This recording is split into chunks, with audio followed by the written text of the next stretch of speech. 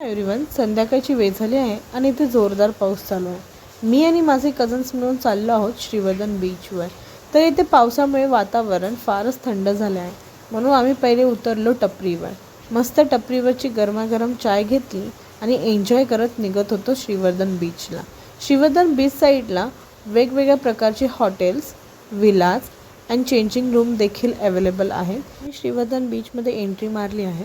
हा आहे बीच बाहेरचा परिसर। येथे कोळंबी आणि खेकड्याचे शोकेस लावलेले आहे, जे की गाडींच्या वेस्ट पार्ट्सपासून बनलेले आहे। येथे खेळण्यासाठी, बसण्यासाठी आणि फोटोशूटसाठी फार जागा आहे। येथे जोरदार पाऊस चालू होते, म्हणून रेड अलर्ट देखील होता।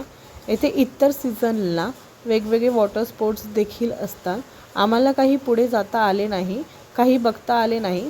हा आहे जीवना। येथे मच्छीमारांच्या बोटी लागलेल्या असतात, ते मच्छी विकली जाते। चलो बाय, टेक केअर।